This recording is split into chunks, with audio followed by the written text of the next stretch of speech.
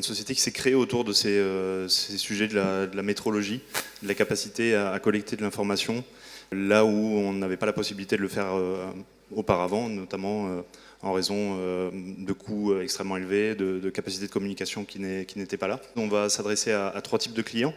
On va s'adresser aux collectivités locales et les différents services qui opèrent sur les collectivités locales. On a besoin de récupérer de l'information au niveau des consommations d'éclairage public. On a besoin de récupérer des informations sur le stationnement, sur la qualité d'air. On va proposer en fin de compte une connectivité bas débit. Tous ces objets dans la ville qu'on n'avait pas la capacité à connecter auparavant parce qu'on n'avait pas de solution ou parce que les capteurs étaient beaucoup trop chers. Également les distributeurs pour tout ce qui est réseau. Les réseaux, c'est un peu la boîte noire, tout ce qui est enterré.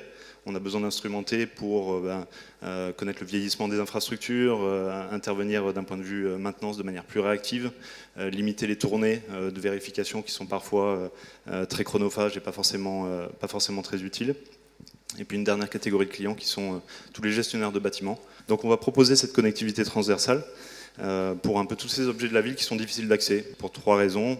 Une question d'autonomie énergétique. Deuxièmement, le coût de communication. Le 3e point, c'est l'accès.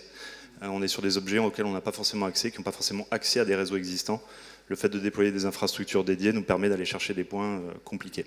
On se définit comme étant le premier opérateur de l'Internet des objets par les quantités, puisqu'on va connecter entre 300 et 400 000 nouveaux objets par an sur des territoires déjà couverts ou des territoires que l'on couvre. On se rend compte que la connectivité seule ne permet pas forcément aux clients de s'y retrouver. Donc de plus en plus, on va également proposer des solutions intégrées sur les différents sujets que je vous présentais sur le slide précédent. On va à la fois les conseiller sur quel choix de capteur par rapport à quels usages.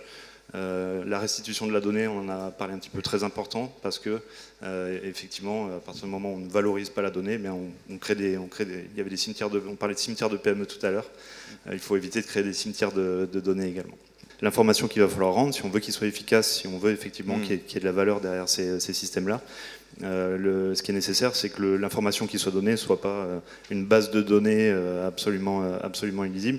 Il faut que ce soit un outil d'aide à la décision. La capacité en fait à transformer une masse d'informations en un indicateur clé, pour moi, c'est très important. Il y a aussi une innovation du point de vue du business model. Nous, on a un scope assez large. On n'est pas expert métier de tous les sujets dont je parlais tout à l'heure.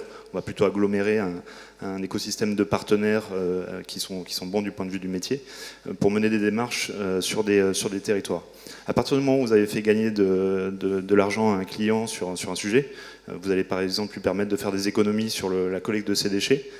Vous lui avez aussi permis de faire moins tourner les camions sur le terrain. Donc quelque part, vous lui avez permis d'améliorer la qualité de l'air sur le territoire.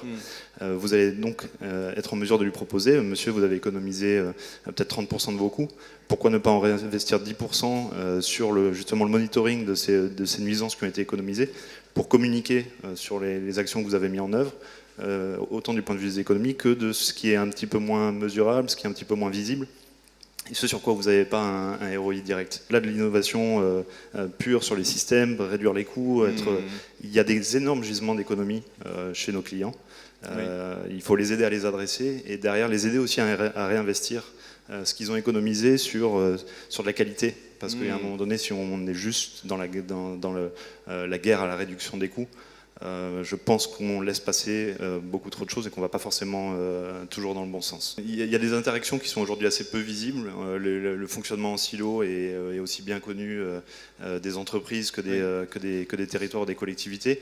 Dans les entreprises, on voit, ça fait quand même pas mal d'années aujourd'hui qu'il y a des ERP qui sont mis en place pour justement essayer de transversaliser, d'avoir accès aux informations des différents services et mutualiser au maximum les ressources. Ça se fait beaucoup moins dans les collectivités. Il y a quand même un intérêt qui est peut-être pas purement scientifique dans le fait de donner la parole aux gens sur le territoire. Ils vont pas forcément remonter une donnée très qualifiée, mais il y a un côté en fait sensibilisation inversée, c'est-à-dire que le fait de pouvoir s'impliquer, le fait d'avoir accès à un moyen de communiquer une information, de remonter une information à des décideurs territoriaux, quels qu'ils soient, le maire, la région, le département, peu importe. Oui. Il y a l'implication qui fait qu'à un moment donné, dans ses actions, dans le choix de ses actions, il va prendre ça en compte. C'est aussi trouver le moyen pour les décideurs d'impliquer la population.